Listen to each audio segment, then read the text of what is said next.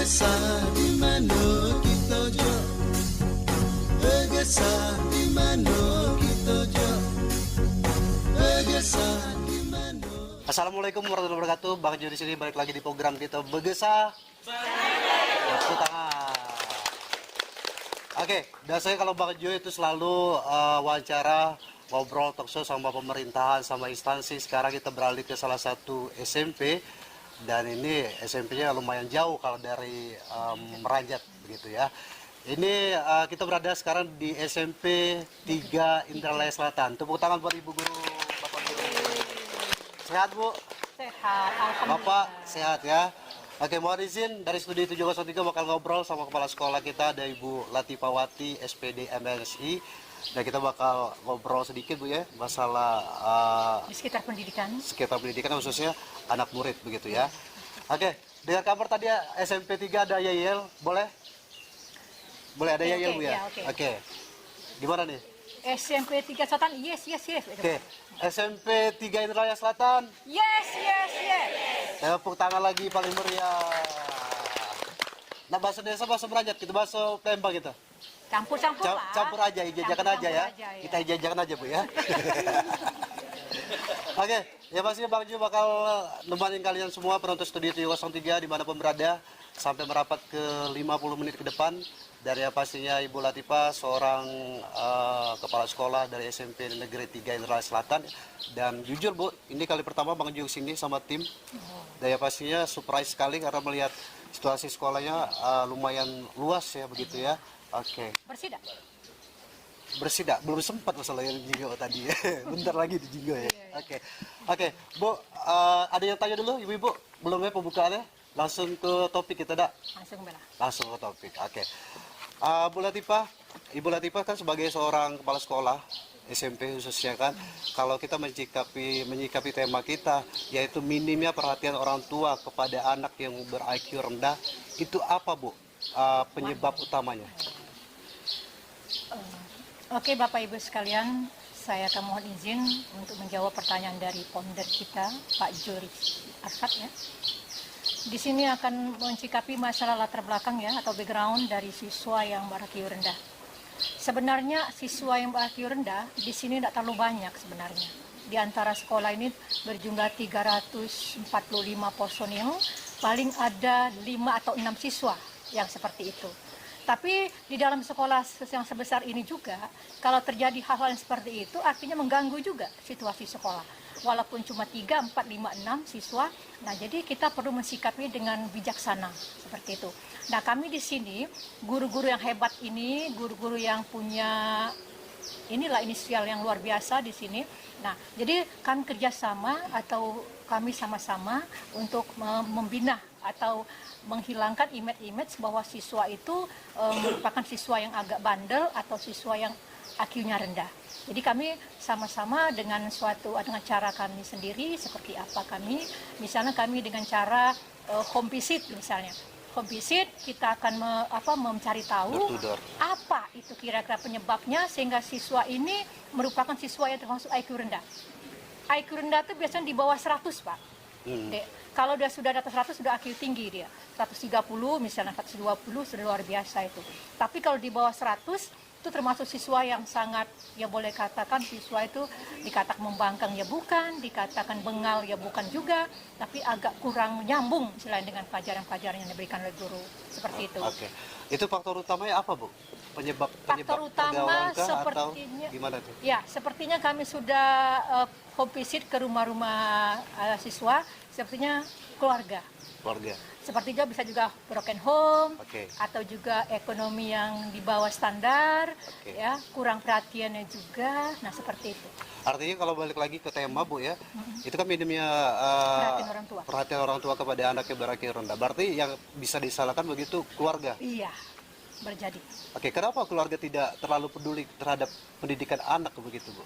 Barangkali orang tuanya sudah, bahasa kitanya sudah bosan, sudah malak. Bahasa kita negur-negur siswa itu sudah terlalu sering sehingga anaknya tidak dengar ya, tidak mempan dengan teguran orang tua, sehingga orang tuanya lebih ke membiarkan saja seperti itu. Baik. Nah, Dari strategi SMP 3 Indralaya Selatan khususnya nih Bu, strategi apa nih untuk Mensikapi. visit home itu mensikapi ke orang tuanya gitu, memberikan himbauan atau apa nih Bu, seperti apa? Kami di sini sama guru-guru, terutama saya mengajak guru-guru, kami banyak sekali memotivasi. Baik. Memotivasi siswa supaya siswa itu jangan istilahnya nyerah dengan keadaan. Jangan istilahnya jangan tidak mau mengejar pendidikan dalam situasi apapun. Oke. Karena kalau suatunya kan biasanya kalau ada orang miskin kan dia kadang-kadang ada mau pergi saja uang tidak ada, mau makan atau belanja tidak ada uang. Jadi kadang terasa sungkan atau lesu sekali ke sekolah itu, tidak ada semangat. Nah, tapi dengan motivasi kita, anak walaupun dalam keadaan bagaimanapun, kamu itu nantinya kan hidup ini akan seperti roda berarti kan, akan berubah. Baik. Tidak selamanya orang itu enak, tidak selamanya orang itu miskin. Oke. Nah, karena hidup ini dibuat dari nol semua. Seperti ibu juga tidak langsung jadi seperti ini, dari nol juga kan. Perjuangan ke sini agak memerlukan waktu juga, membutuhkan kesempatan waktu yang agak berat juga seperti itu. Oke. Tadi kan kita bahas dari masalah visit home, artinya kan ke keluarga mereka. Nah, sekarang kita berbicara kepada ke dunia pendidikan begitu Bu. Ada tidak potensi dari sekolah sendiri, khususnya ini SMP 3 nih, bahwasanya seluruh pihak sekolah SMP 3 itu lulus kontrol begitu untuk siswanya. Ada tidak Bu potensi atau memang harus digenjot nih semuanya begitu? Kayaknya tidak ada. Sepertinya ada contoh gini, ada siswa yang kurang bisa membaca. Oke. Nah, di sini kami sudah menyiapkan kelas baca. Khusus begitu. Khusus ada guru-guru yang rela dia sudah menyumbang tenaganya di jam-jam istirahat dia masuk kelas baca. Sehingga ada perubahan anak itu ada 4 orang 5 orang ya sudah berubah menjadi bisa baca dia. Walaupun di SD-nya dia kemarin tidak bisa baca sama sekali. Artinya ada gebrakan, ya, ada begitu gebrakan ya. seperti itu. Oke, sebelum Baju balik ke Ibu Latifah lagi, Baju pengen tanya nih ke wali kelas, boleh kan Bu? Boleh. Oke, maaf Bu, siapa yang wali kelas? Tunjuklah balik kelas. Oke, sekarang kita ngomong masalah guru. Wakil kesiswaan dulu. Wakil kesiswaan, oke, Iya, boleh. Maaf, wakil kesiswaan siapa? Bu Oke. Suryana. Boleh nama Bu? Ibu Suryana. Ibu Suryana. Oke. Ibu Suryana dalam hal mencikapi siswa nih khususnya siswa SMP 3, apa sih Bu penyebab utamanya, apa susahnya untuk diatur siswa ini khususnya yang ber-IQ rendah atau yang bandel lah gitu? Ya. Kalau saya pikir yang ber-IQ rendah itu karena dia sulit menerima pelajaran. Dalam arti kalau yang bandel atau yang agak lincah, agak sering bolos, malah itu saya pikir itu anak yang cerdas karena dari nilainya saja ketika dia berfungsi belajar bagus. Tapi yang ber-IQ rendah ini anaknya lebih ke diam. Ibu sempat ngomong bahwasannya anak IQ rendah sama bandel itu beda, jelas kategorinya beda Bu ya. Boleh lebih signifikan mungkin? Spesifikasi. Iya. Ya, kalau IQ rendah itu mereka sulit menerima pelajaran, kemudian agak lambat menerima misalnya apa tugas dari guru ataupun mengambil materi pelajaran yang diberikan oleh guru itu mereka sangat lambat. Jadi kalau anaknya temannya sudah soal kelima, dia baru soal pertama itu lama. Soal pertama itu lama menerima. Jadi harus dibimbing oleh gurunya dari tahap-tahapnya. Awalnya itu harus bisa dibimbing benar. Jadi buku halaman sekian, harus mulai dari sini. Itu lambat saya pikir. Kalau dia bandel itu bukan tergolong IQ rendah. Karena kalau yang diperhatikan, kalau yang nakal-nakal itu, kalau mereka sudah sungguh-sungguh mengerjakan serius, malah bisa itu.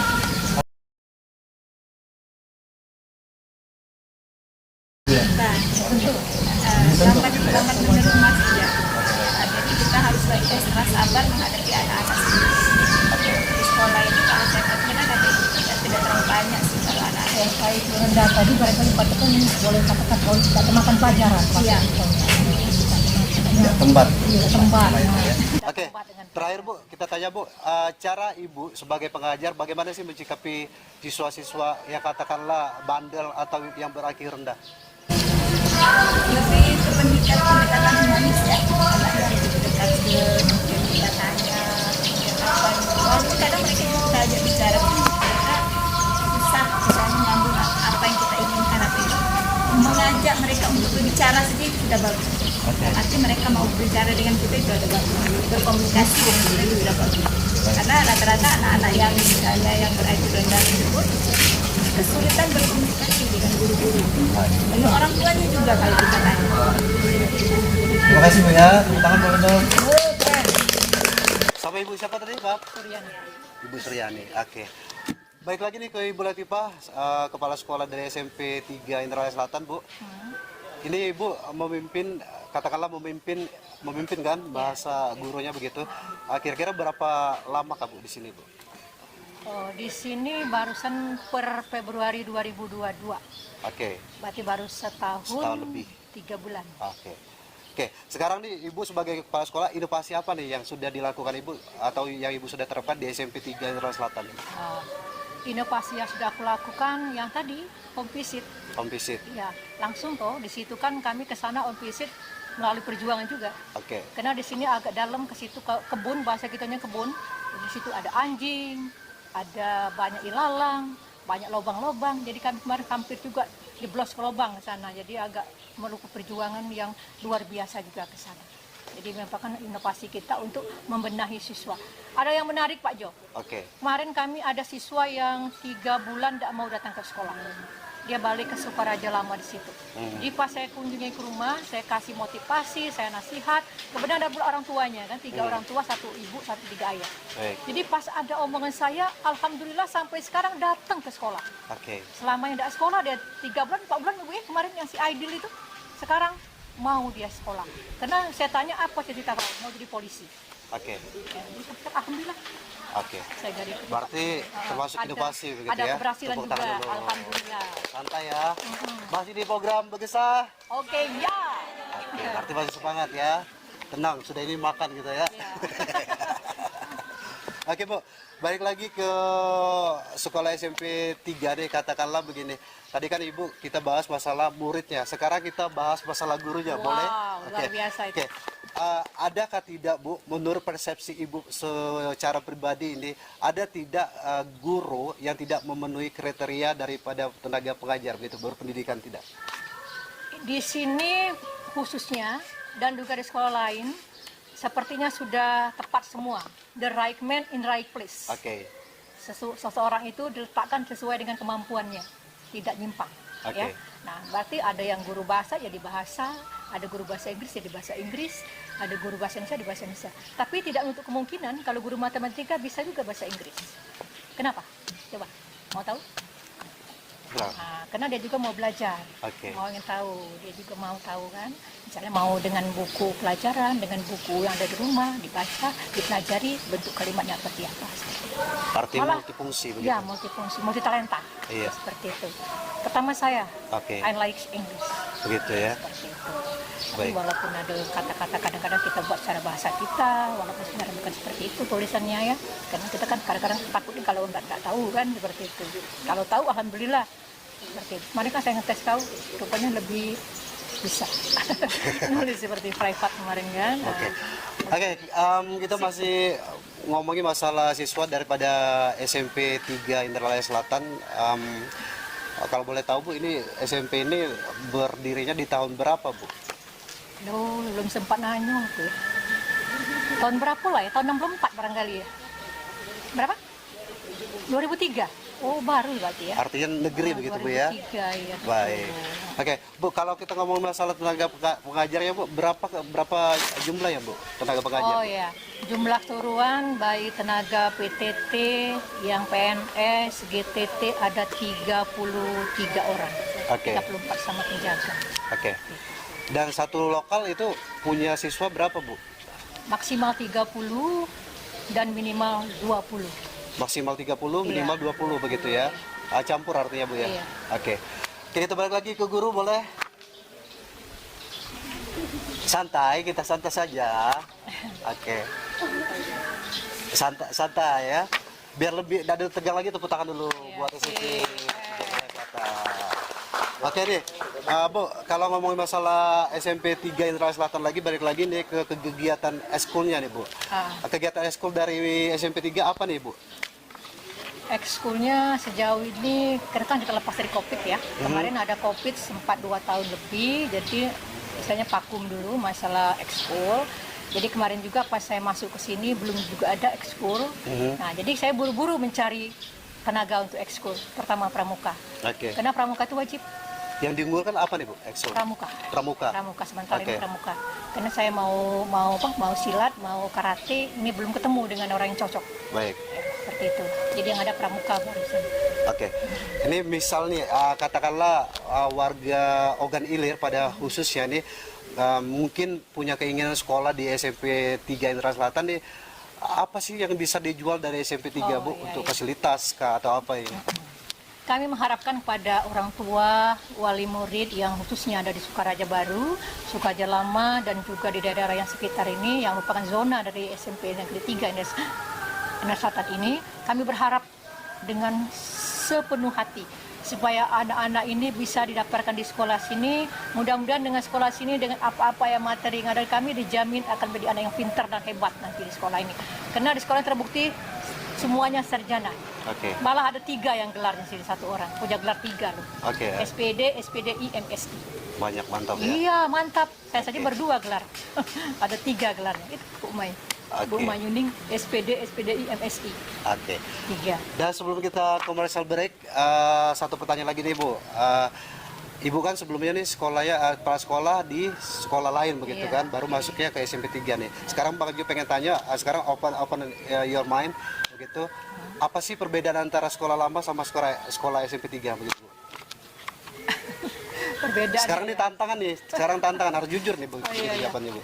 Kalau sekolah dulu SMP Tanjung Batu itu memang luar biasa ya. Oke. Agak besar dengan siswa 700-an, hampir 673 siswa. Di sini sepertinya barangkali rezeki orang tuh memang berubah ya. Seiring berjalannya waktu, tadinya rezeki agak besar, sekarang jadi separuh. Oke. Sekarang dengan jumlah yang 300-an siswanya. Tapi saya bersyukur pada Allah Subhanahu wa taala karena ini semua sudah merupakan karunia yang luar biasa bagi saya. Karena kita kan tak mungkin selamanya tempat yang istilahnya yang enak ya.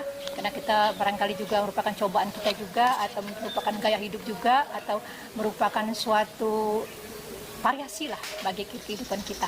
Jadi semuanya disyukuri, semuanya dinikmati, semuanya dibawa happy-happy saja. Nah, perbedaannya kalau di sini saya belum bisa berbuat. Oke. Setahun di sini saya belum bisa berbuat. Kalau Artinya Ibu buat seperti apa nih? misalnya berbuat membangun fisiknya sekolah dan lain-lain.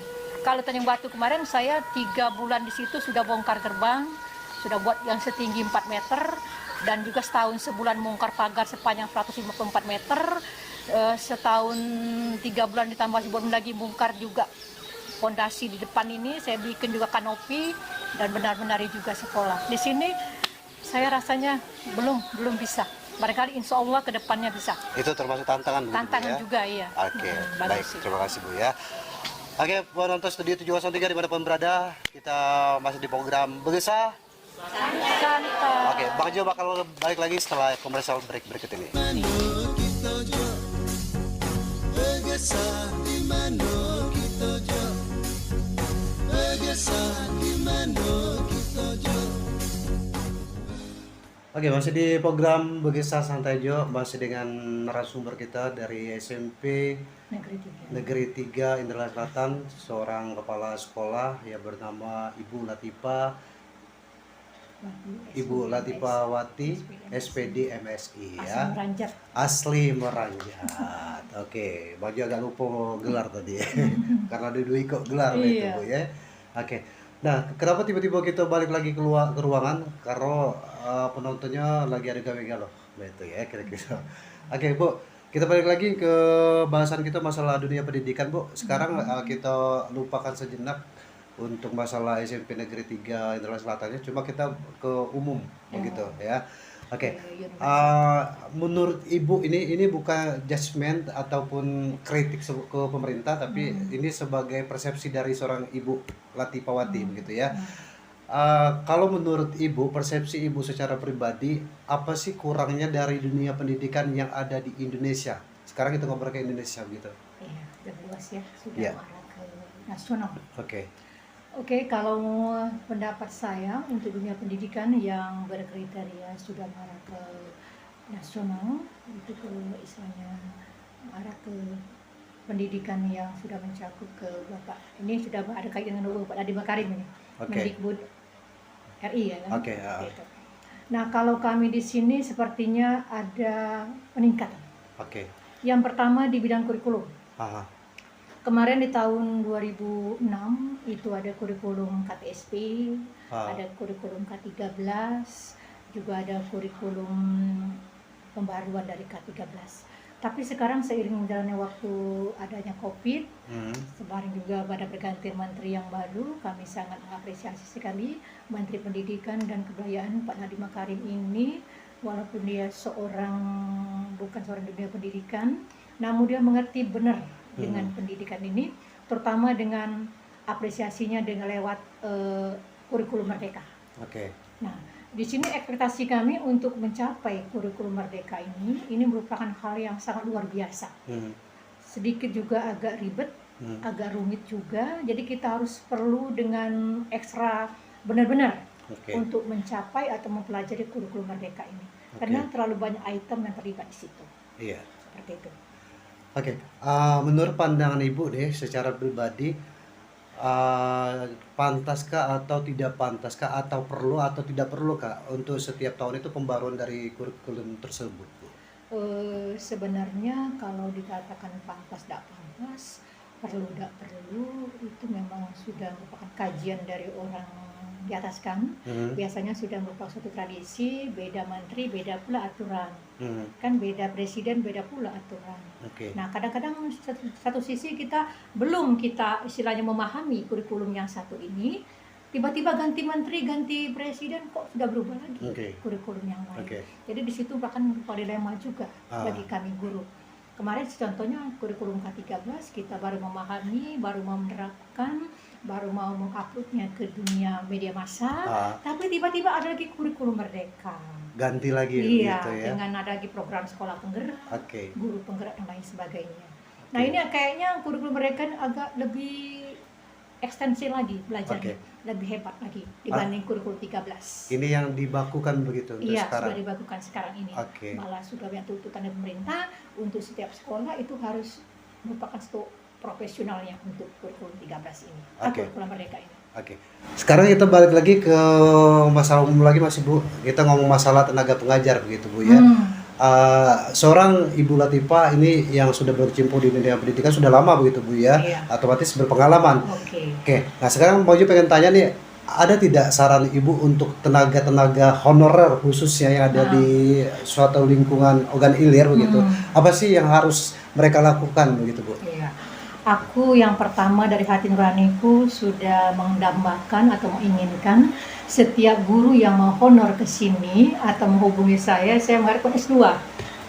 Itu harus keharusan begitu. Karena saya pikir kalau sudah S2 itu anaknya sudah nalar sudah tinggi.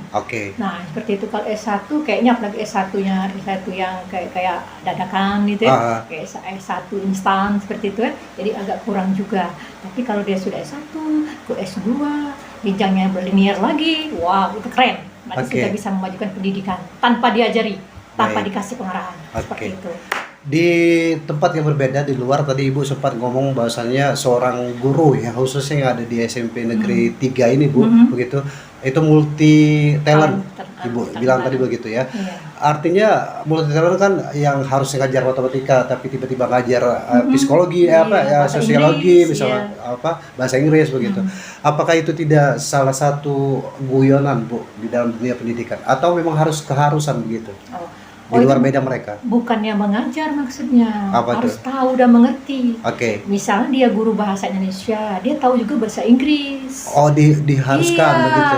Bukan atau tenaga kerja. Guru matematika dia harus bisa juga bahasa Inggris. Nah, karena kita ngajar itu, Dindo, harusnya walaupun kita ngajar matematika, kita selipkan juga bahasa Inggris dengan anak. Jadi anak itu misalnya anak-anak please ready? Yes. Ya, misalnya artinya komposisinya diperbarui begitu ya. Dicampurkan sedikit dengan bahasa lain. Jadi kan lebih berpraktik artinya pengajar itu. Baik. Kami dulu disarankan seperti itu. Kalau ngajar matematika selipkan bahasa Inggris. Jadi secara langsung anak itu bisa. Tanpa dipaksa kan? Baik. Dan Ibu tadi di tempat berada di luar juga tadi sempat ngomong bahwasannya Ibu belum sempat nih berinovasi di SMP Negeri 3 Indralaya Selatan nih. Iya, Ke depannya harapan itu Ibu atau planning Ibu apa nih? Seperti apa? ada harapan saya sebenarnya ada. Sebenarnya pertama saya ke sini di bulan Februari 2022, saya sudah terbersit di sini. Saya mau bangun ini bikin apa? Untuk upacara itu kan belum ada kanopinya, belum ada pagarnya. Terus kalau pagar sudah saya cat kemarin, baru 2 hari di sini saya cat kemarin ini pagar. Terus ada lagi saya mau membikin apa? Sini kan rakyat di sini kan banyak berkebun ya. Oke. Nah, jadi saya maunya setiap kelas itu ada kebun sekolah. Nah, nanam pagar hidup atau misalnya apotek hidup seperti itu. Nah, tapi belum sampai sekarang. Masih di plan? Iya, masih di plan dulu. Oke. Nah, karena waktunya agak keburu ya. Oke. Nanti berangkat tahun ajar ini baru saya terapkan di sini. 1 kelas 1 kebun. Oke, itu diwajibkan Itu, gitu ya. itu sebagai implementasi dari proyek P5. Oke. Ya, penerapan pembelajaran profil Pancasila ya. Baik. Proyek Pancasila itu. Oke, kita balik lagi Bu ke permasalahan nasional, bukan permasalahan di SMP sini, Betul. khususnya begitu. Tapi ini dari sudut pandang seorang Ibu Latifah. Ibu Latifah, kita kan sering dengar nih di media sosial itu ada istilah kasarnya pungutan liar di sekolah, begitu kan? Pernah dengar kan Ibu kasus betul, beberapa betul, kasus betul, yang ada betul. di Indonesia? Itu bagaimana Ibu mencikapi hal tersebut? Memang untuk hal seperti itu memang tidak dibolehkan di sekolah. Apalagi sekarang kita kan sudah dana BOS kan, sudah dibayar juga. Tapi kalau sekolah gratis dulu ada. Oke. Di tahun 2018-17 itu ada. Tapi sekarang sudah dihapuskan untuk sekolah gratis. Oke. Yang ada cuma dana BOS. Oke. Tapi dana BOS juga Adindo, tidak seluruh pembiayaan sekolah ditanggung. Oke. Misalnya untuk anak-anak mau beli apa, misal mau beli pulsa, itu mereka ada khusus untuk dibayar untuk pulsa. Seperti oke. COVID kemarin, Baik. kemarin kan ada pembiayaan dana BOS itu ada untuk COVID, dispesialkan, dispekkan untuk COVID. Jadi setiap siswa dikasih uang seperti itu. Atau ada donaturnya kemarin. Oke. Dari PT apa itu misalnya kan ke sekolah, ada berapa siswa Bu? Sebenarnya ada 600 siswa yang di SMP sana kemarin. Dikasih semua, dapat itu. Oke. Bukan dari BOS kan? Nah, seperti itu. Nah, seiring dengan kata kamu tadi pungutan liar itu, aku sudah wanti-wanti. Oke. Untuk di sini aku sudah pertahankan tidak memungut biaya apapun. Kecuali kita sudah mengumpulkan komite, wali murid, orang tua siswa, kita ajak berembuk. Misalnya kita mau bikin musola nih. Oke. Nah, aku kan belum ada musola ini. Kemarin aku berembuk juga dengan orang tua siswa dan wali dengan komite juga mau bangun. Tapi ada 1 orang yang kontra, sehingga di bawahnya ke dinas. Oh gitu. Saya kemarin. Jadi saya ditelepon orang dinas, Ibu, nggak usah lah Bu, batal KB katanya. Iya, kenapa Pak? Karena ada yang melapor ke dinas katanya. Padahal itu sudah dirembukan dengan komite, Gitu. dengan guru-guru, dengan wali murid wali siswa seperti Oke. itu. Nah, tapi salahnya kemarin seharusnya sumbangan sukarela, tapi dipatok kemarin. Harusnya 1 orang tuh sekian perlu biaya, dibagi sekian siswa kemarin. Karena biasanya kalau image saya, kalau di sukarela itu tidak banyak nyumbang orang. Paling 5.000, 10.000. Nah, karena kita mau bikin musola kemarin dipatok, jadi hampir 170 kemarin 1 siswa dipinta. Itu diwajibkan begitu, diwajibkan. Bu, ya? Itu kan nyicil. Oke. Bisa 10 kali bayar, bisa 5 kali bayar bagi yang ada uangnya seperti itu. Nah, tapi karena ada yang melapor batal. Oke, itu berarti termasuk intervensi dari pihak keluarga ya, gitu ya. Masyarakat. Dikira kan uangnya nak kemana-mana ya. Iya, Padahal begitulah. saya tidak, saya khususkan untuk orang yang megangnya, bendaharanya megang. Oke. Itu. Ini masih tanggapan dari seorang Ibu Latifahwati ini tentang pungutan liar tadi yang terjadi di Indonesia. Sekali lagi kami tekankan yang terjadi di Indonesia, bukan terjadi di sini begitu ya, Bu ya. Iya. Oke. Yang terjadi di sekolah tersebut dengan pungutan liar itu seperti apa misalnya, Bu? Contoh. Oh iya, misalnya ada acara, bukan acara sih, ada misalnya mau beli buku, Oke. beli rapot. Baik. Nah, jadi bungu di siswa, misal rapot itu kan biasanya harganya bisa 40.000 satu, kan rapotnya yang besar itu kan, yang plastik itu. Nah, dulu pernah kami minta sama siswa, tapi sekarang sudah di-tackle oleh dana BOS, tidak lagi minta kami. Bahkan sekarang dikasih dinas. Baik. Jadi kami tidak minta lagi dengan siswa. Seperti Gitu ya. itu. Kemarin memang ada pernah terjadi. Artinya langsung birokrasi Iya, ya. Oke. direlokasi lagi oleh dinas kemarin, jadi kami tidak perlu lagi minta. Baik. Ibu sempat ngobrol tadi, sempat bahas masalah dana bantuan operasional sekolah begitu Bu ya, dana BOS. Oke, sekarang kita kalau ngomong masalah dana BOS, spesifikasi dari dana BOS itu untuk ke sekolah itu seperti apa Bu? Penggunaannya Kak, segala macam ya. Spesifikasi penggunaan dana BOS itu sudah ada jenisnya. Oke. Jenisnya ada di Arkas. Oke. Ya untuk melengkapi kebutuhan sekolah seperti apa misalnya Bu? Oh, melengkapinya berarti kebutuhan sekolah kan itu sudah dicakup oleh dana BOS semua itu. Oke. Tinggal lagi kita ada ada spek-speknya. Oke. Misalnya ini kebutuhan belanja modal. Aha. Ini kebutuhan barang dan jasa. Oke. Ini kebutuhan habis pakai. Oke. Jadi kita tidak boleh melenceng dari situ. Dia sesuai dengan apa yang ada di Arkas. Seperti itu. Begitu. Ya. Dan saat ini sekolah SMP Negeri 3 Indralaya Selatan itu untuk pembayaran dari siswanya itu per bulannya sudah menggunakan biaya iuran atau menggunakan dari dana tersebut, dana BOS tersebut Bu? Sekarang tidak ada lagi iuran. Tidak ada iuran, Gratis. dihapuskan Iya, begitu. dihapuskan. Oke. Jadi semua pendanaan di pos. Ini untuk berlaku khusus ke SMP Negeri 3 atau ke seluruh Indonesia Seluruh. begitu? Seluruh Indonesia tanpa Seluruh iuran. sekolah SMP, SMA, TK, bahkan TK, SD, SMP, SMA semuanya. Itu negeri atau di yayasan juga berlaku Bu? Kalau di negeri oke semua seperti itu. Oke. Kalau yayasan dia bisa tergantung kurikulum mereka masing-masing. Oke, tergantung kebijakan Iya, begitu kebijakan ya. masing-masing juga. Oke. Sekolahnya. Bahkan di swasta ada yang dikasih baju, Baik. pendaftaran seperti itu. Baik. Nah, Oke, Bu, kita balik lagi ke terbang lagi nih, kita ke SMP Negeri 3 Indralaya Selatan Bu ya. Oke, Ibu tadi kita bahas masalah tema di bahwasanya minimnya perhatian orang tua terhadap anak yang ber-IQ rendah, otomatis lepas tangan begitu orang tua mereka kan begitu Bu ya kalau bahasanya.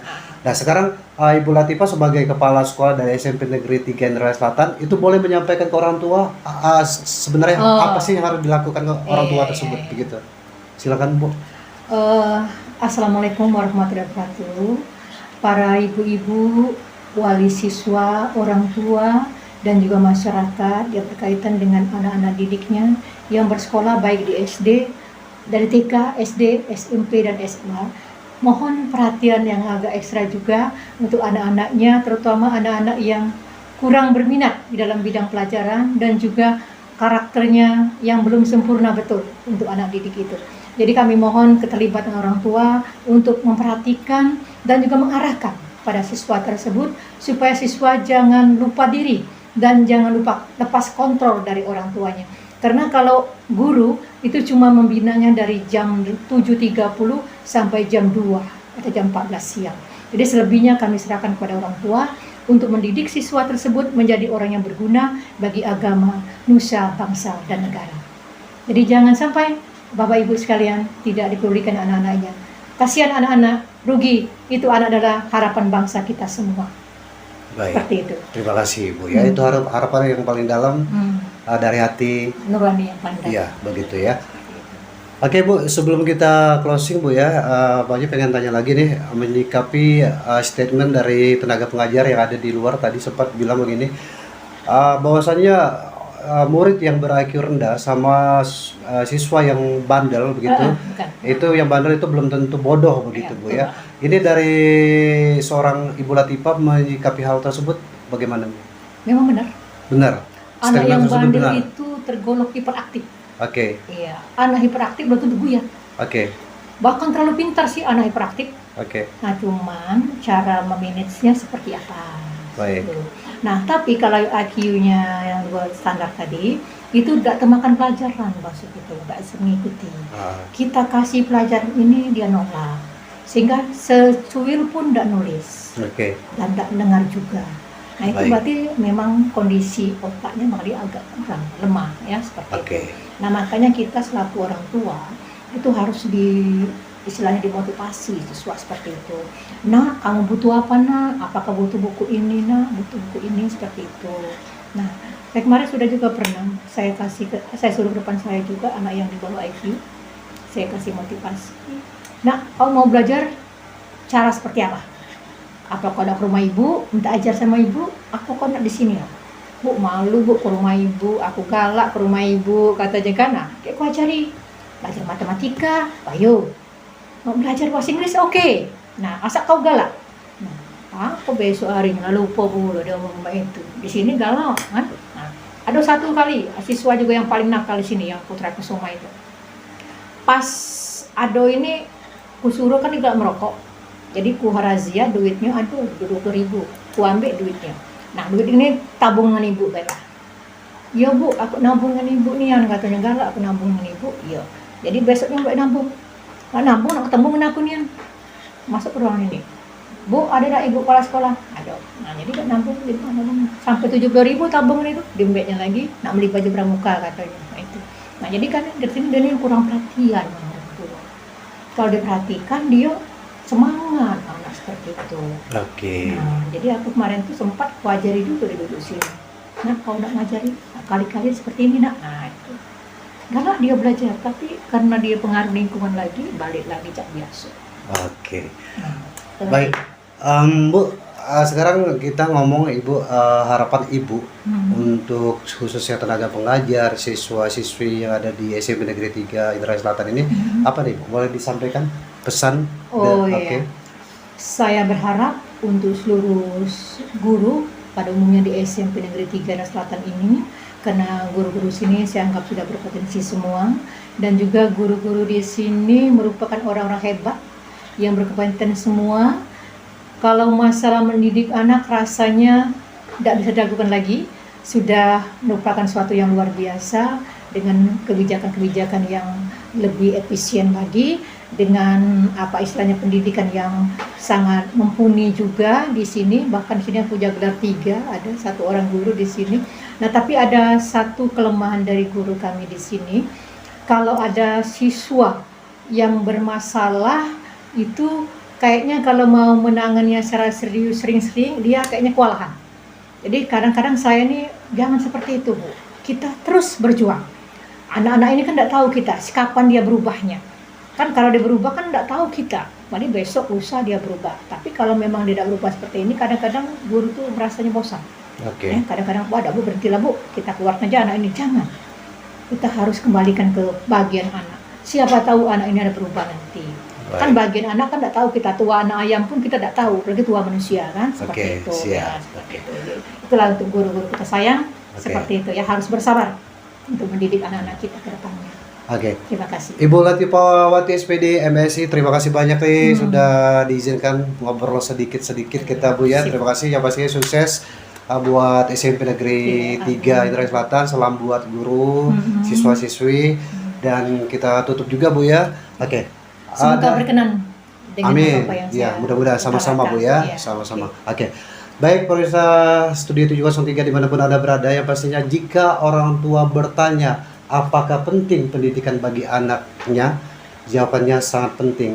Jawabannya adalah seberapa besar keinginan orang tua itu untuk mengharapkan anaknya menjadi orang sukses ke depannya nanti. Bang Jo yang bertugas, wassalamualaikum warahmatullahi wabarakatuh. Ada satu moto, jangan berhenti menjadi orang yang hebat, karena memulai menjadi orang hebat adalah bukan perbuatan yang luar biasa. Oke, jangan berhenti menjadi orang hebat. Ya, Begitu karena ya, Bu. orang hebat itu adalah orang yang luar biasa. Oke, terima kasih Bu Latifawati ya, kita pamit ya. Oke, sekali lagi wassalamualaikum warahmatullahi wabarakatuh. Waalaikumsalam. Sampai jumpa. Kalau tanarukan celesu sorangan payu jauh bergesa, kita bergesa di rumah-rumah.